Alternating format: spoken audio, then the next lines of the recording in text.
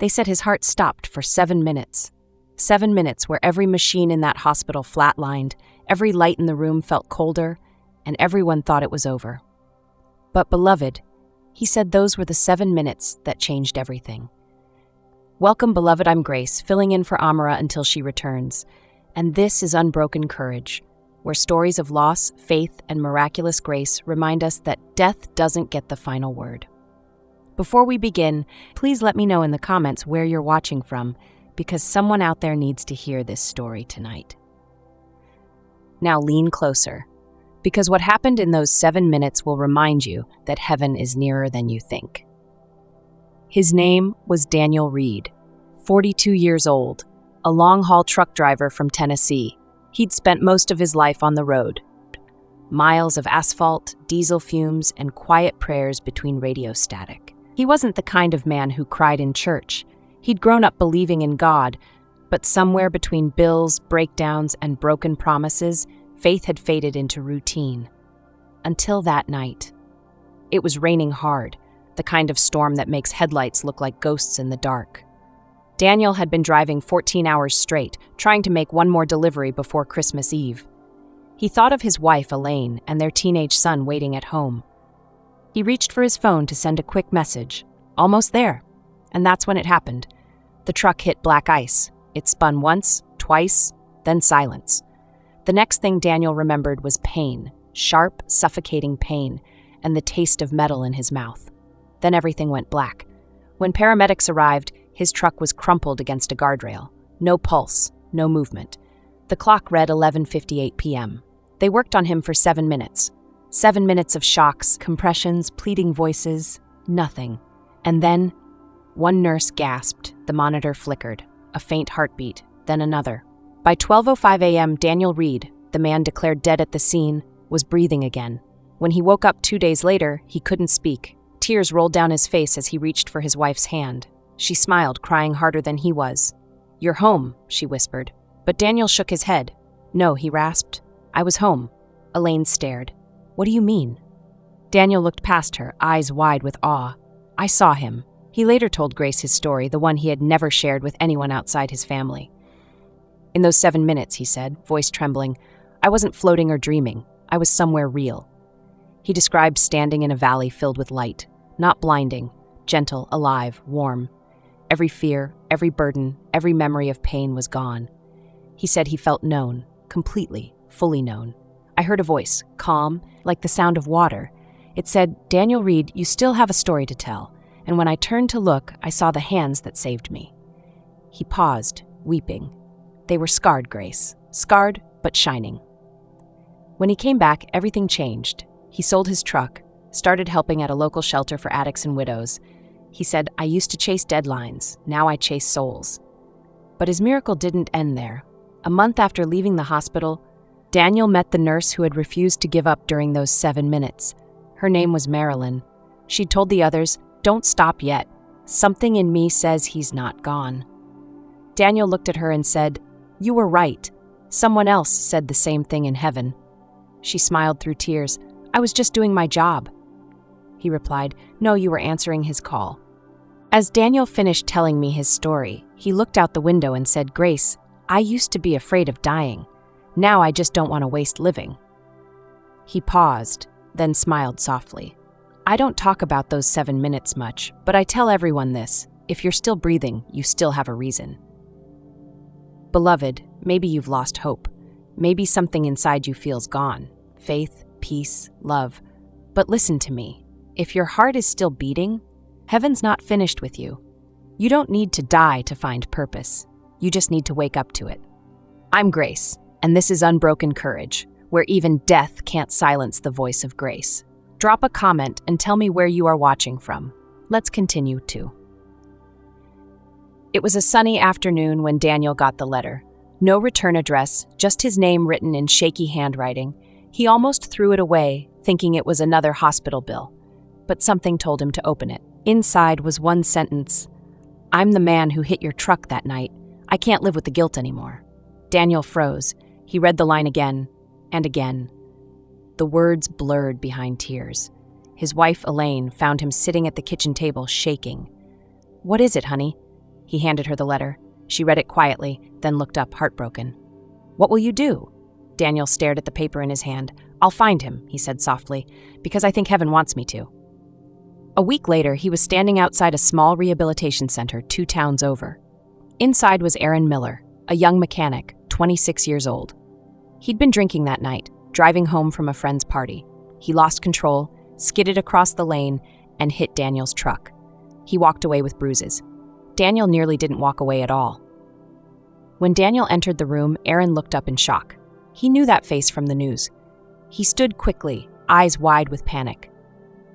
"I'm so sorry," he blurted out. I never meant to."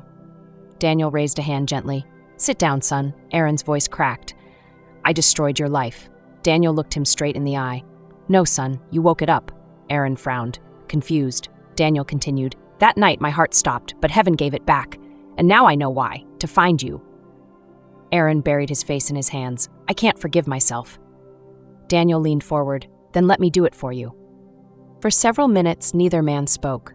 Then Aaron began to sob, deep, uncontrollable sobs that shook his shoulders. Daniel stood, walked around the table, and put a hand on his back. "I died that night," Daniel whispered, "but Jesus sent me back to tell you he still loves you." Aaron looked up, tears streaming. "You came to forgive me?" Daniel nodded. "No one deserves to carry the weight of a night forever. Let it go." A few weeks later, they met again, this time at Daniel's church. Aaron had started attending the recovery group, listening to sermons about grace and second chances. He said, "When you walked into that room, I thought it was Judgment Day. But it turned out to be Mercy Day." Daniel laughed softly. "Mercy Day sounds about right." As they prayed together, Aaron whispered, "I've never felt peace until now." Daniel squeezed his shoulder. "That's because forgiveness opens every locked door, even the ones inside us." A year later, they stood side by side at a community outreach event. Aaron was serving food, Daniel helping to organize. When someone asked how they knew each other, Daniel smiled and said, "We met at the intersection of tragedy and grace." Aaron chuckled. And somehow, grace had the green light. They laughed, and for a moment, both men looked up, like they were seeing the same sky, the same mercy. When Daniel told me this part of his story, his eyes glistened. He said, "Grace, I thought the miracle happened when my heart started beating again, but that wasn't it. The real miracle was when I learned to forgive the one who stopped it." I asked him, "Was it hard?" He smiled faintly. "It was impossible, until I remembered who forgave me first." Beloved, forgiveness is not forgetting what happened. It's remembering that God can redeem even the worst moments of our lives. Daniel didn't just survive an accident. He became the answer to someone else's prayer for mercy. Maybe you've been carrying something heavy, anger, guilt, pain. Maybe the person who hurt you doesn't even know what they did. But tonight, listen carefully. Jesus doesn't only heal wounds. He teaches hearts to forgive, because forgiveness is the loudest sermon a soul can preach. I'm Grace, and this is Unbroken Courage, where even death bows before grace. Before we continue, drop a comment and tell me where you are watching from. Thank you. It started with a cough, just a little one at first, the kind that sneaks up in cold weather and lingers too long. Daniel thought nothing of it. He still helped at the shelter, still drove short trips for church deliveries, still prayed every night with Elaine before bed. But one evening, as he lifted a box of canned food, the world spun around him. His hands trembled, the room tilted, and before he could call for help, everything went black again. The doctors called it cardiac failure relapse. The heart that once stopped for 7 minutes was now struggling again. They said he'd need surgery, maybe a transplant. Elaine sat beside him in the hospital, holding his hand like it was the last rope between them. He looked at her and smiled faintly. "Don't be afraid this time," he whispered. She shook her head, tears falling. "I can't lose you again." He squeezed her hand gently. "You won't, not really." That night, as the machines hummed around him, Daniel prayed, not for healing, but for purpose. "Lord," he whispered, "you gave me back my life once. If this is the time to give it back to you, help me finish strong." 2 days later, Aaron, the young man who caused the crash, came to visit. He brought flowers, trembling as he entered the room. When Daniel saw him, his face lit up. "Hey, son," he said warmly. "Still staying out of trouble?"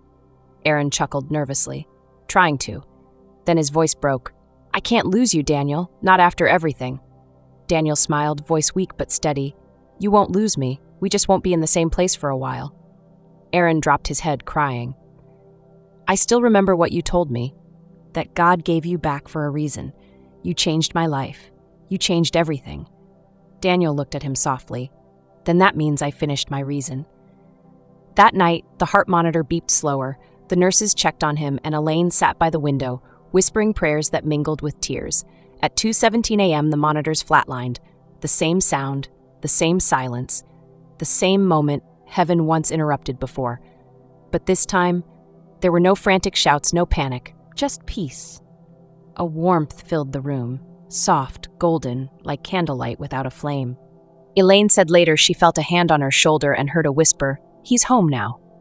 At his funeral, the church overflowed. Truckers, nurses, shelter volunteers, men from the recovery group, and Aaron standing in the front row, tears streaming down his face. When the pastor asked if anyone wanted to share a word, Aaron stepped forward. He said, "Daniel Reed forgave me when the world said I didn't deserve it, and that forgiveness didn't just save my life, it introduced me to Jesus. I'm alive because he came back, and I'm changed because he left again." The room went silent, except for quiet sobs. Then Aaron lifted his eyes and said something no one forgot. Daniel died twice, but both times, heaven won. Months later, Elaine received a letter. It was from the nurse who had fought for Daniel's life years ago. She wrote, "We've never seen a case like his. The man who died for 7 minutes lived 7 more years, each one spent giving life to others. His story has changed how we see miracles." Elaine smiled through tears, and that night she lit a candle by the window, the same way Daniel used to pray at midnight. The light flickered softly, glowing against the glass. She whispered, "You finished well, my love." When I finished hearing this story, beloved, I sat in silence. Some stories end with healing, others end with peace, but this one ends with victory. Because even when his heart stopped, Daniel never stopped shining. And that's what unbroken courage is all about. Faith that endures beyond the grave. Beloved, maybe you've said goodbye to someone you love. Maybe you're wondering why miracles didn't last forever. But remember this. Heaven doesn't measure miracles by how long they last. It measures them by how deeply they change us. The same Jesus who met Daniel in death is with you in life. So live with courage, love without fear. And when your story ends, let it echo like his, with grace. I'm Grace, filling in for Amara until she returns. And this is Unbroken Courage, where death ends but love continues. Please remember to share this story to encourage one.